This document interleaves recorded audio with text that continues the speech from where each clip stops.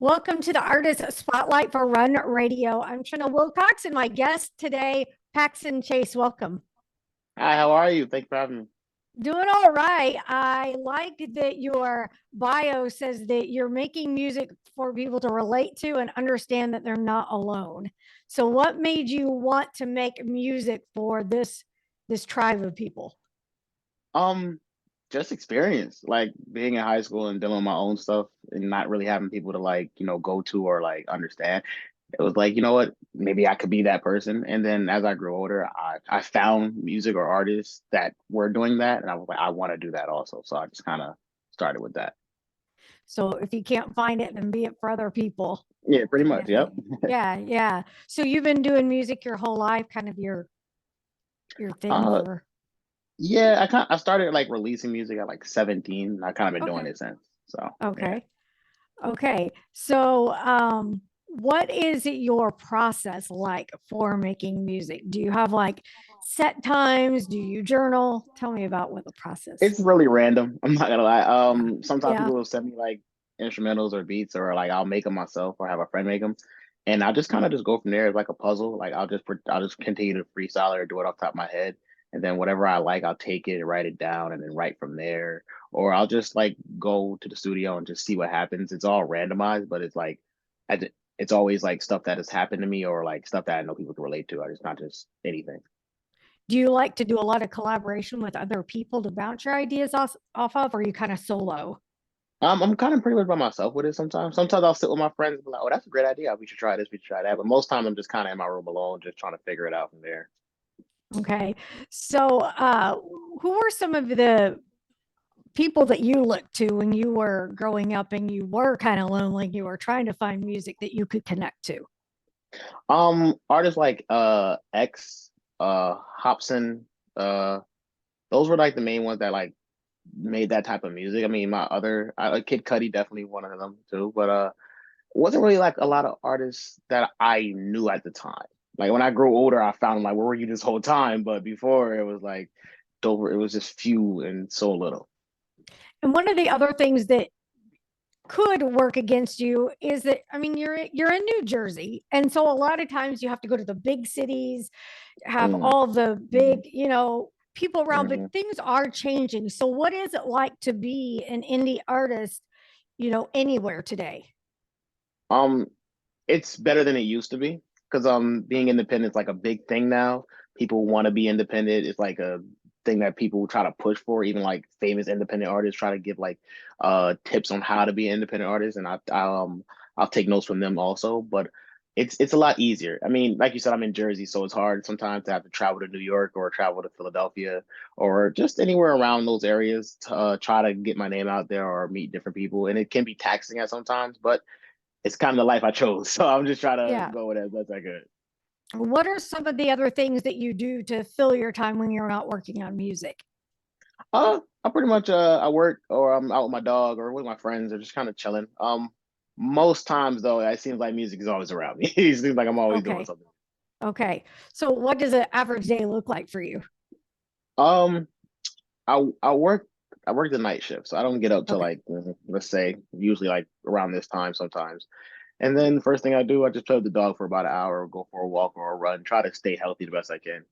And if I got a few hours, I'm just out with my friends or I'm playing the game a lot. But most times it's kind of chill. Like music is really random with me.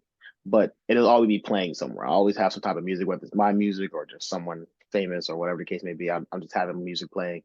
And then I'll bounce off ideas. If I have anything like in my head, like, oh, you know what, that's a good line, I'll write it down real quick or I'll say it to my phone. Sometimes I'll be at work and I can't pull out my phone. So I'll call my friend and say, yo, can you text me this line for me? And they'll be annoyed, like, come on, man, this is the third time today. Like it's just it's everywhere I go. So it's random, but it feels like it's clockwork, but I know it's randomized. You do a lot of live performances?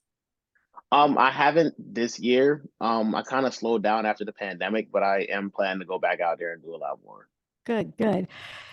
Talk about what it's like trying to juggle work life with your passion for a lot of people that want to be independent, that can't afford just to drop the, work Um, life. when I first started doing shows, I think I was 19, and I was in college, working and doing shows all at once, and it was, for lack of better words, it was hell. But I did it for a good over a year before I eventually had to drop one of them. Unfortunately, one of them was college, and then I started doing work full time, and it was better than doing all three. Don't get me wrong, but it's really hard to, like, request days off because sometimes you don't get those days off, or trying to do a show at, like, I don't know, 1 a.m. You go on and you don't get home to like 2:30, 3 o'clock sometimes. Then I gotta wake up at 8 a.m. or whatever case it may have been. But it's taxing and it's tiring. But it's it feels good when you're on the stage and you get people, like, enjoying what you're doing, enjoying your passion and your creativity. It makes you feel a lot better. It makes it feel worth it.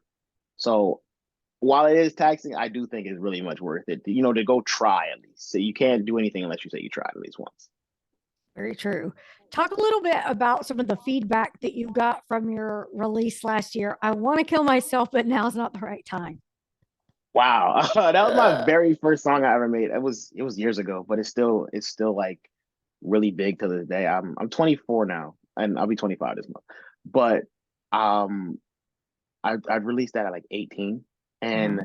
it kind of got me to where I am today, where like my name is kind of out there now. And I was obviously in a very dark place in my life Mm. at such a young age, and some people were concerned, some people didn't really care, some people were like, yo, like, I really relate to this. And I got a lot of thank yous, and a lot of people were just saying how it made them feel less alone, which was like the goal I've been searching for a long time. So it really felt good. But even till this day, after so many years, I still get people who only know me for that song, and I'm like, I have a lot of more music now. Like, I'm Right. older, it's better now, but that's what they know me for. And I'll go to shows and I'll perform like a full set, and they're like, "Why didn't you do this one?" I'm like, "Bro, come on! It's been so long. I can't keep doing that one song." Well, it's kind of nice. You got some dedicated fans there. Yeah, no, yeah, I'm really grateful for it. Don't get me wrong, but it's just like sometimes I realize that I may never be able to top that song. How That may just be funny. the one. That is just So, one of how has your music changed as you've grown? them. I feel like when I made Wanted to Kill Myself and Not at the Right Time, it was a real darker tone. Now a lot of it has the same subject matter, but it's lighter. It's not like real dark or real like straight to the point. Like, I'm not gonna name something I want to kill myself anymore or something like that Hmm. anymore. It's it still has the same subject matter, but it's lighter. It's a more friendly to people. And when you really get a chance to listen, then you'll start to like, okay, I see what he's talking about. But to the person that just wants to like vibe out or just relax, it's calmer until you really get to listen to it. If that makes sense. Oh, okay. So, where do you see your music going from here? Hopefully just up. Just up. I don't really look to the future too much. The future's scary, so I just Yeah. kind of go with the vibes and just continue with my life and just do everything according to plan, and just hope and pray that it takes me somewhere.